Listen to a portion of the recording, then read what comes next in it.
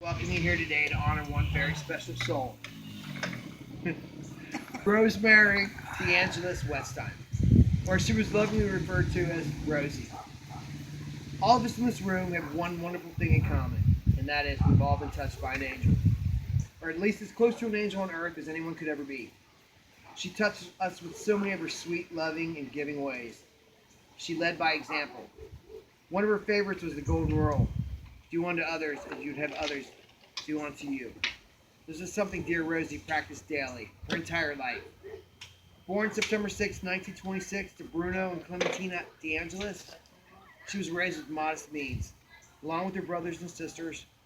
Though there may have been times when times were tough, she grew up raised to be grateful, even if it was for something as small as the dandelions that were picked to make a family dinner.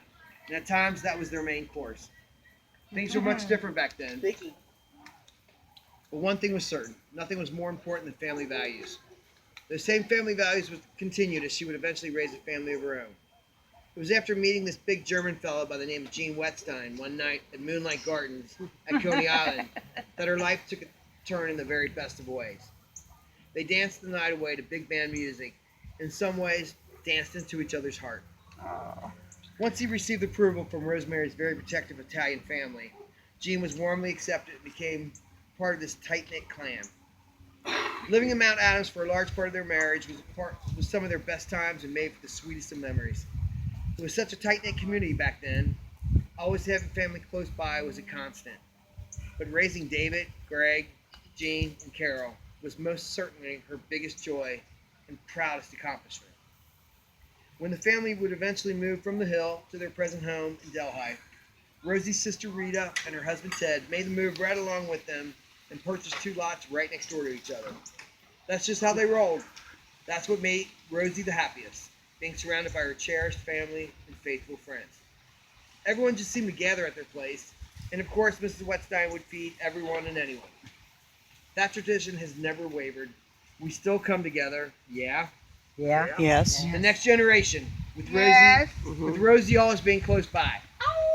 This is what she loved later in life, whether it be pool parties or just sitting around poolside with loved ones, such as Randy and Alice, who, by the way, she sure loved those scratch-offs that you would bring her. Rosie would sit and rock quietly in her chair and just enjoy everybody's company. Oh, and the many Christmas Eve traditions at the Wetsteins' homestead, where once again, all were welcome. Some of my favorite memories were if you ever walked in the room when her beloved Reds were having a bad game, it may be the only time that you would hear a negative word come out of her mouth. Yes, she was kind of the original Rosie Red. If there's a word to best describe Rosie, one that comes to mind is faith. Her everlasting faith in God, her passionate faith in family, her strong faith in friends, and her abundance of faith in the goodness of others. Whether it be a friend or a complete stranger, it didn't matter. Although I don't believe that she truly ever met a stranger. You see, she gave every living creature that she came in contact with an accepting and sincere smile.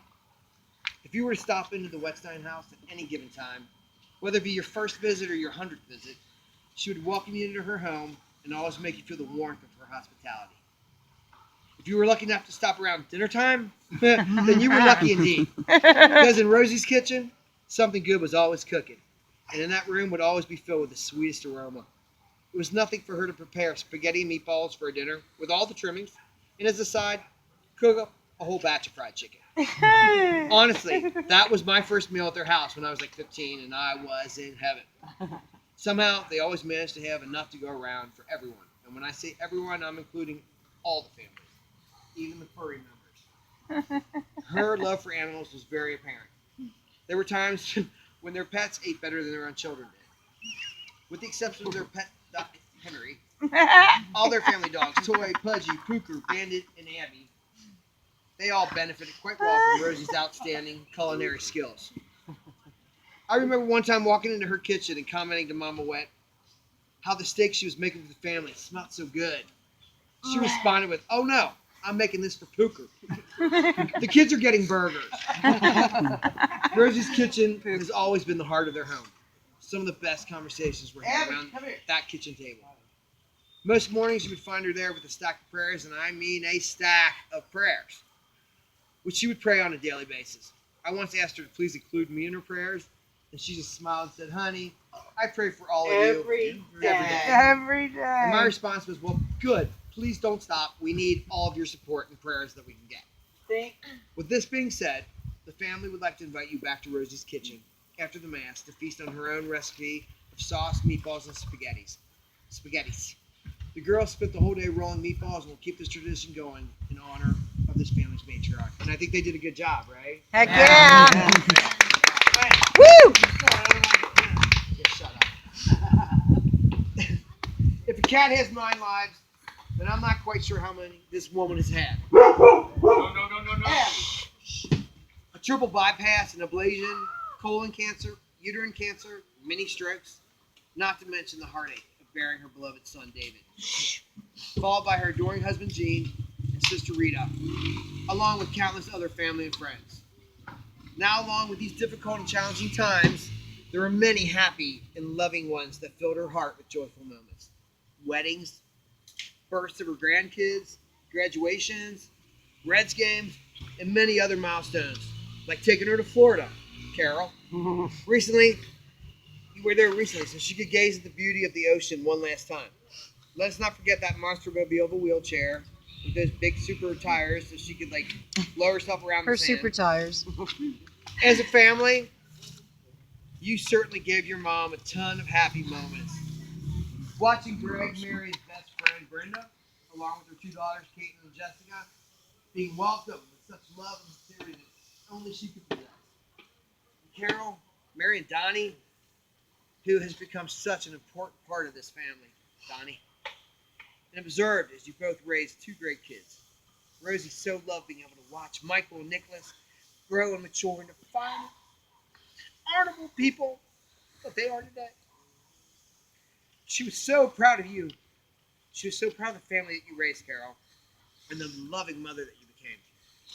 Jean Ann, these last few years of your mother's life, you pretty much dedicated all of your time to your mama, while maintaining a full-time job and raising a son who, may I say, Noah, has grown and matured into quite a young man, one of the best. You both made every day possible for her to remain in the comforts of her own home, her sweet haven. You loved her unconditionally the same way she has for all of us. She loved every minute spent with all of you. And once she finally tired, could rest assured that her existing family was solid.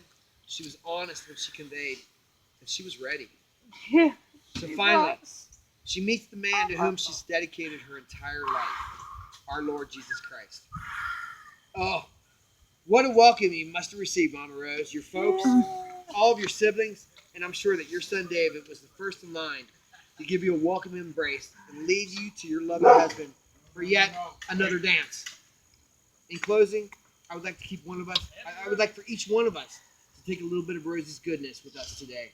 As we keep her golden rule alive, do unto others as you would have others do unto you. Peace and love to all. Yeah. Here's to Rosie. Yeah. Cheers. Woo. We all need to live what she lived. A little bit, man. A little bit. A lot of it. Rosie. Did you hear it that time? Yeah. Woo.